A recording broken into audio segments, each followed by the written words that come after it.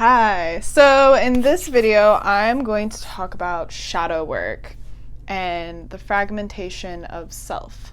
So I consider myself a shadow worker. It's something I specialize in.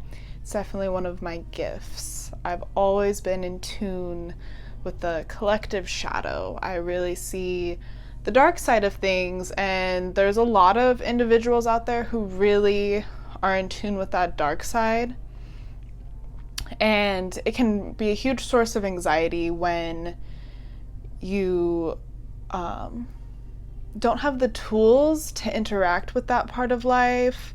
It can be really scary. Growing up, I had insane nightmares, and like the world was just a very intense, scary place. And I always felt like I knew a lot more of what was going on than people gave me credit for. And I think that's a really familiar experience for a lot of people, especially those who consider themselves to be witches, psychics, healers, empaths, intuitives, goddesses, priestesses. A lot of people in our generation, but in older generations as well, have been very sensitive to this dark side of life. So the shadow self is the rejected self. So growing up, our earliest memories are formed in the womb, and our subconscious is formed by the time we turn 7. So age like 0 to 7, you are basically in a hypnotic state, and you're just like, all the imprints of your environment are being molding your little brain. And you come in, they talk about nature versus nurture. You come in with a soul essence, and you also come in with a scoop of collective consciousness. So you have your individual soul essence. You come in with this sort of urge that you want to bring, this creative expression, the spark of life that you want to bring to the world. That is what you want to do. In between lives, you decide that for yourself. And then you get a scoop of collective consciousness. So that is like past lives. I don't really view past lives in a linear fashion. I see it as kind of like you come in with this particular frequency and vibration, and you are naturally you're attuned to different vibrations of other experiences with an emotional charge throughout all of humanity. So I've had a past life of intense time in psychiatric hospitals and prison and things like that. And this like intense solitary time. So I've had a lot of past lives with that kind of thing. And the goal of past lives is to, now we're talking about past lives, but the goal of past lives is to resolve them, not to incorporate them more into your current story. You're trying to have a fresh new story, but you come in with the purpose to express yourself, but also to heal and heal the collective. When we do healing work for ourselves, we're also healing collective stories and collective emotions, and we are grounding a unique vibration and frequency on Earth. And as we really fine-tune and really settle into our unique vibration on Earth, then we are able to make that vibration more accessible for other people, make joy more accessible, bliss and peace and things like that, when we really create that within ourselves. So that's kind of where, coming back, that's the goal of shadow work. So you're growing up and you are trying to express yourself in this unique way that you wanted to come in with and express. And society, authority figures, most likely your parents, maybe your siblings, whoever is around you growing up, who is kind of the emotional authority on your life, they're going to either nurture your unique expression, or they're going to make you feel really weird about it, maybe guilty, ashamed. Growing up, I was very sexual.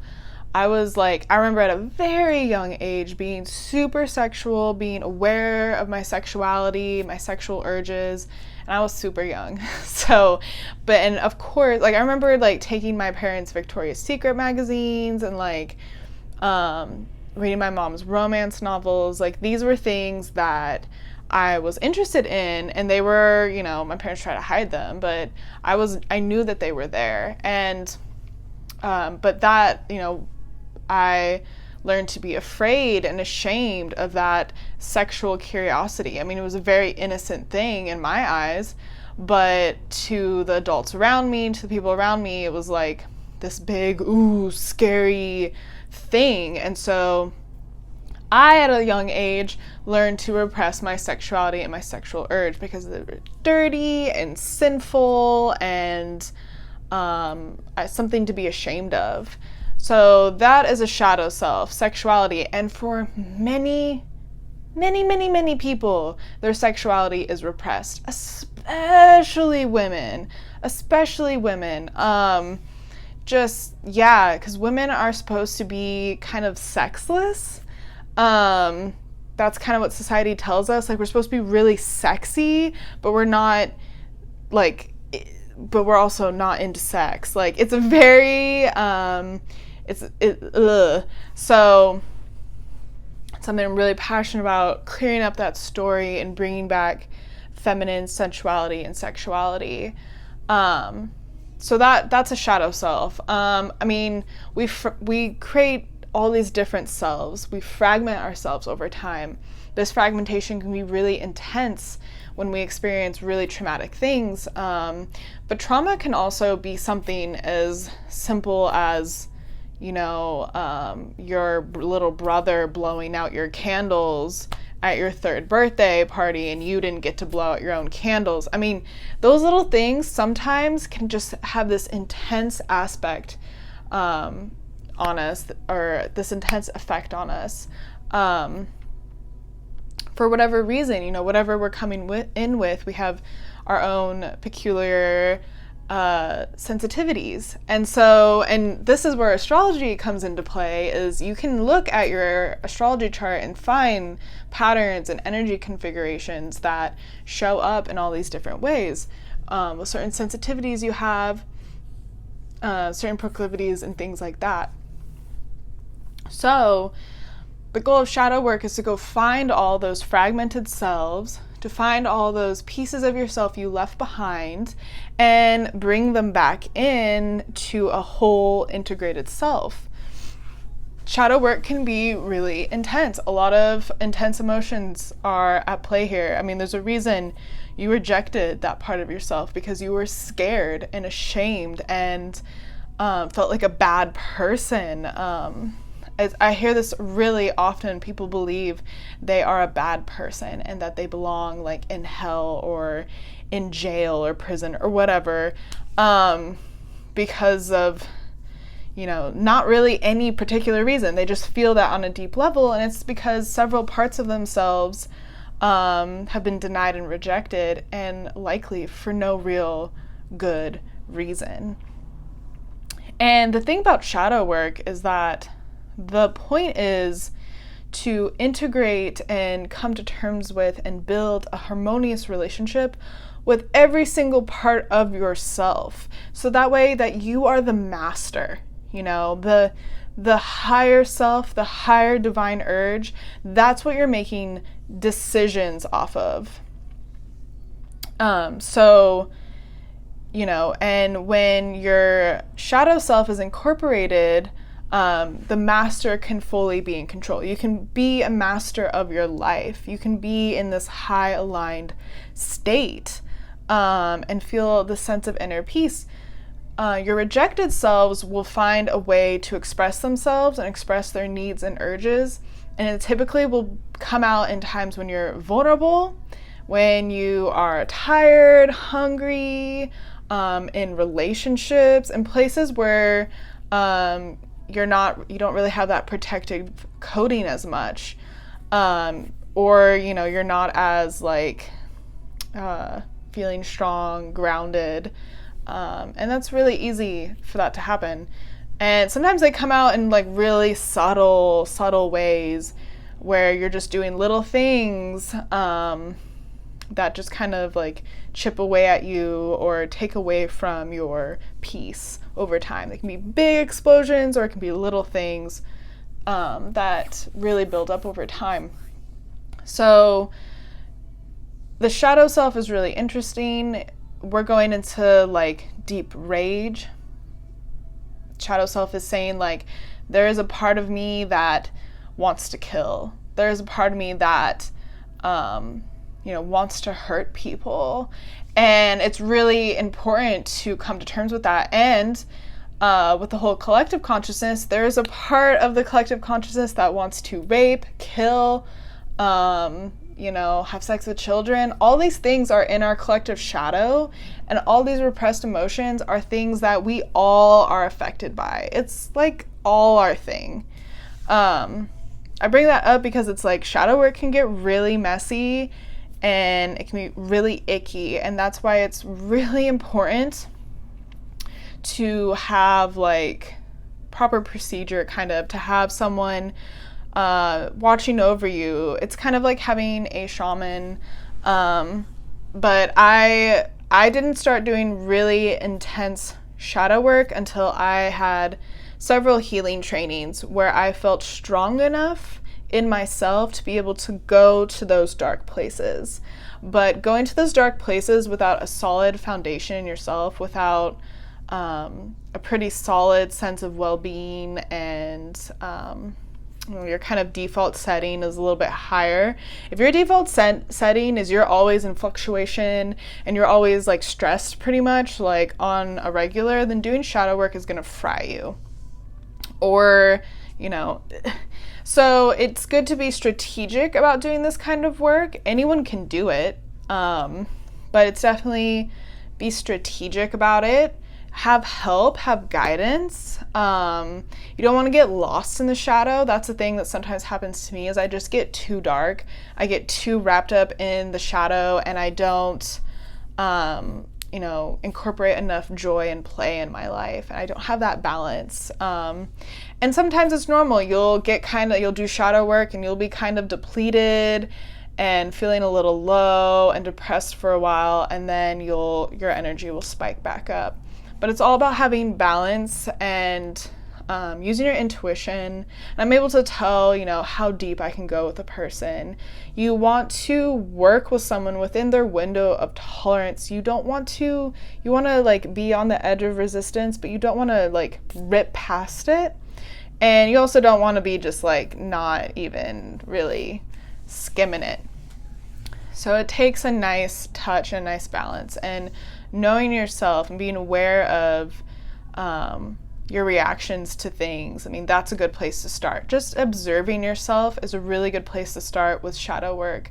And like, oh, like that girl made me feel jealous and she made my stomach feel tense. And as you start to like slow down and watch yourself through life and observe yourself with kindness, that goes a long way with incorporating shadow work, and integrating the self, and just getting on your own side so that you're not constantly beating yourself up. Because part of shadow work is this acceptance that all of these things, however dark and bad they may seem, they're all part of the human experience, and they all have this beauty to them, and this like magic is in this mix of all of this like blood and gore and chaos. There is magic and miracles. There are jewels in the depths of our psyches. So the point of shadow work is, for me, it's like nobody out there has anything holding over me, over my head. It's kind of how I see it. Like when I am in touch with my shadow self, I know my demons by name. I know what my fuck ups are. I know what things I do to sabotage myself, and I talk to that part of myself, and then when she comes out, I'm not like, oh God. I'm like, okay, what's going on? It's more bringing kindness to the darkness, and just really like, it's like, I think it's a Mark Twain quote, but it's like, Satan is the one who needs the therapist the most, or like, Satan's the one that needs the most help and guidance and light, right? Who's taking care of him? That's kind of the thing of shadow work, is like, yes, there's all this darkness, but like, we're just going to reject that, or we're just going to act like each one of us individuals, we're all little angels, like we're all just pure innocent angels. No, we're not. But also, yes, we are. It's the duality of life. It's and or both. It's both. It's all of it. So it's really incorporating all aspects of self, all aspects of the psyche, really bringing it all together and just having this really whole self. And you feel more inner harmony because there's not part of you fighting each other. You feel that pull. You can't make decisions. You get stuck in situations because you're just like being ripped apart. But really, you just have one side of you that doesn't want to do what this part wants to do. And you need to get them to talk to each other and get on some sort of same page, some sort of compromise. These rejected parts of self, they need love. Usually when you talk to them, like, they just want love and recognition, and that's it. They just want to know that they're not like a total piece of shit disconnected from God. It's like, no, you're not. You really aren't. So just bringing it back in. So yeah, I wanted to I'm really passionate about shadow work and fragmentation of self. This is something I work with clients. I work with in my healing program. It's a huge thing. It's one of the biggest things I do. And it's something I've worked on tediously within myself. So if you're going to do shadow work and you want to do some really intense work, get a practitioner, get someone who knows how to do it. Or just do really loving, accepting kind of meditations and observance of self, and just learn to be kind to yourself. That's a really good place to start. It's just learning to be kind to yourself, and then you can go deeper and deeper and deeper and get into those more shadowy areas and make it productive. It's like not just going there, but also bringing it back. You can go to the shadowy areas and then get lost, or just nothing really happens. But most of the time, just witnessing your shadowy parts with loving intention can be super powerful. And one of my favorite feelings is that breakthrough feeling when all of a sudden you're like, oh, that's why I've been doing that. Oh, that's why I feel that way. That's why that keeps happening. And it's just such a relief to know, like, you're not permanently that way, or you're not permanently, broken or whatever. That there is some sort of solution and wholeness and harmony to be found. And it's such a good feeling. It's almost like addicting. And it's really powerful and really healing. I mean, when we bring loving acceptance to our shadow selves, we clear that up for other people and make that more accessible for others. So any healing work you do, it's like you are adding to the whole bigger picture. You're not doing this just for you. You're doing this for everyone around you. Individual shifts are also collective shifts, so it's important to remember. So yeah, this is my quick video on shadow work and the fragmentation of self. And if you have more questions on this matter, I would love to answer them. So yeah, leave comments and questions. All right, love you guys.